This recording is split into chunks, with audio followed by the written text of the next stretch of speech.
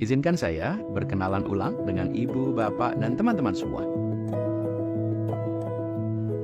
Deh, ibu bapak Harjang Sedoyo Tepangaken, kula Andis Rosid Baswedan, kula lahir ten Kuningan, Jawa Barat, lajeng tumbuh besar ten Ngayogyo Hadiningrat.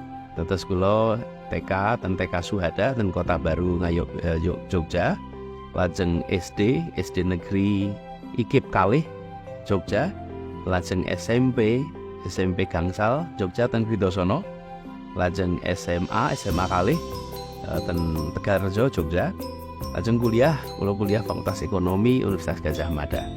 Dados kula tumbuh ten Ngayogyakarta ngantos kuliah, lajeng kula nyambut damel dados asisten dosen ten Pusat Antar Universitas Universitas Gadjah Mada.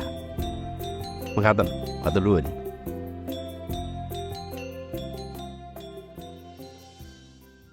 Jadi saya bercita-cita masuk ke SMA 3. Waktu itu keluarga kami rata-rata di SMA 3. Dan SMA 3 itu SMA yang baik. Pas saya lulus SMP itu tahun pertama ada yang namanya NEM. Kalau sekarang UN. Angka saya itu 47,76. Bukan terbaik, tengah atas gitu.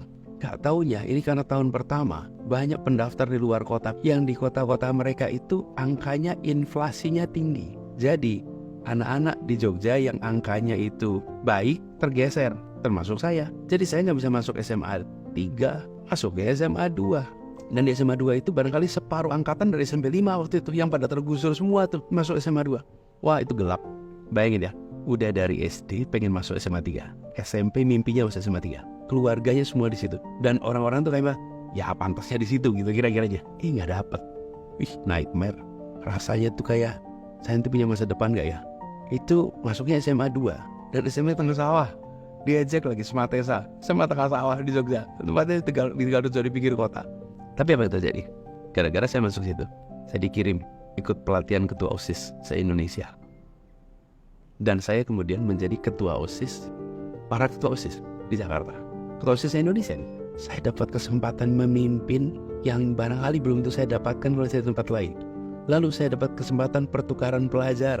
Itu kejadian-kejadian yang muncul karena saya masuk SMA yang beda. Dan dari situ kemudian selama perjalanan ini saya bilang, pasti Allah punya rencana yang saya belum tahu. Saya jadi tahu apa yang namanya hikmah. Bila kita mendapatkan yang kita harapkan, maka itu Allah sedang mengizinkan.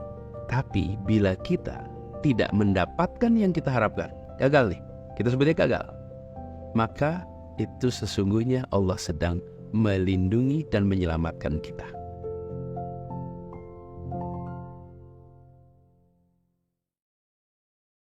Saya itu jarang sekali, hampir tidak pernah memikirkan yang terburuk, yang ditakutkan, worst case. Itu kan memang ada.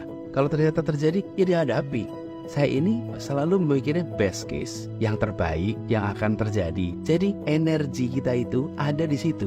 Dan kita kemudian berprasangka positif, berprasangka baik atas apa yang sedang kita jalani.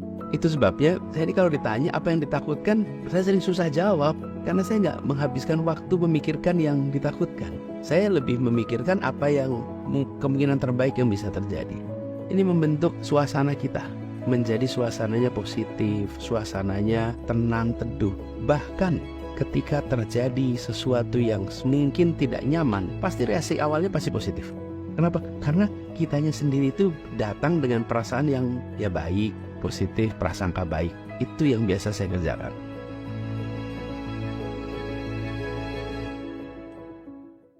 Jadi tugas pertama dan terutama seorang pemimpin itu mengambil keputusan. Ketika mengambil keputusan, itu dia mempertimbangkan nilai, kepentingan umum, data, informasi, akal sehat, common sense, dan dia memperhitungkan semua ketentuan aturan hukum yang ada. Diskusi dengan tim itu memperkaya 4 hal tadi. Jadi pernah saya bertugas di sebuah kantor, saya sebagai pimpinan di situ. Di ruang rapatnya itu adanya tempat untuk proyektor.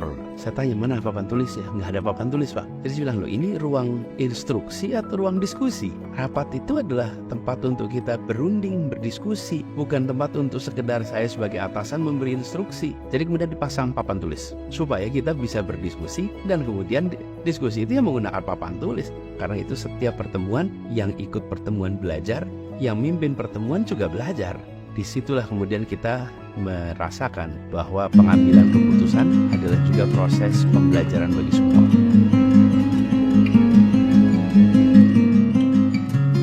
Thanks for watching.